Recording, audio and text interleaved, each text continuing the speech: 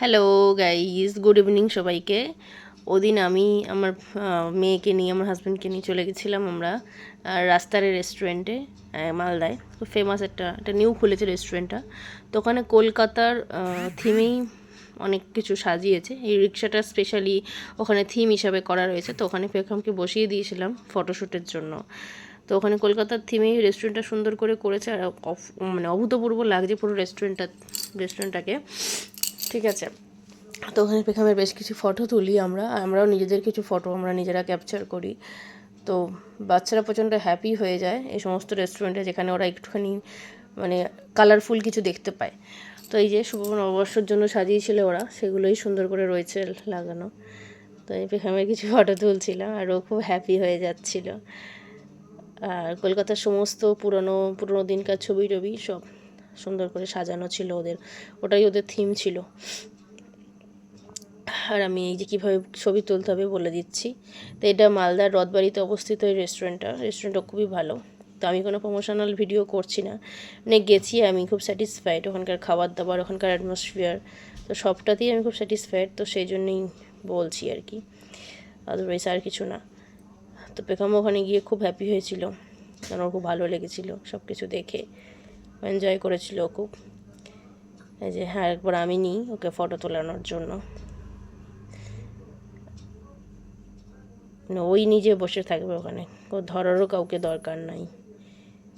এই যে রেস্টুরেন্টটা অ্যাটমসফিয়ার প্রচণ্ডই ভালো, সুন্দর রিদিমে মিউজিক বাজছিল, গান চলছিল। আর ওখানে গিয়ে যে কর্ন পকোড়া টাইপের এটা আমরা নিই, কফি নিই। আর তার পাশাপাশি আমরা নিয়েছিলাম এই দুটো কেক, ও কফির সাথে দিয়েছিল, আলাদা কিছু না। আর পেখমের সাথেই আর কি খাবারগুলো, মানে ও তো খাবার দেখেই ওরম করছে, ওকে খাওয়াতে হবে।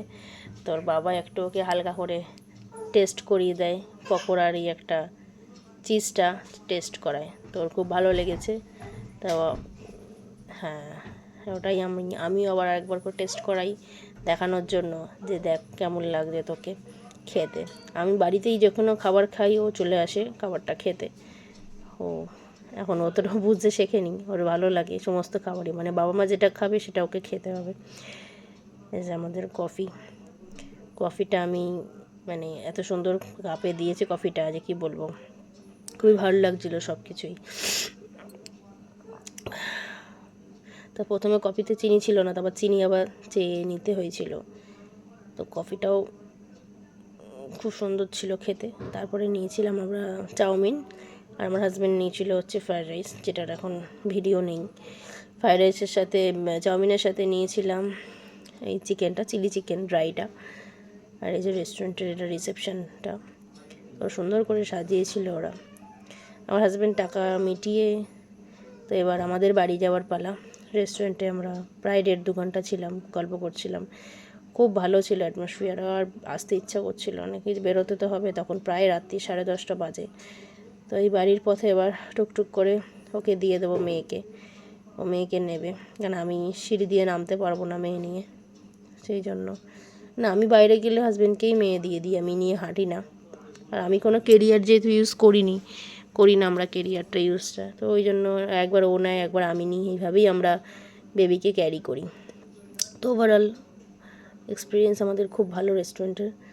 তো নতুন খুলেছে। বাই বাই, আবার কোনো নতুন ভিডিওতে তোমাদের সাথে দেখা হবে। Bye bye.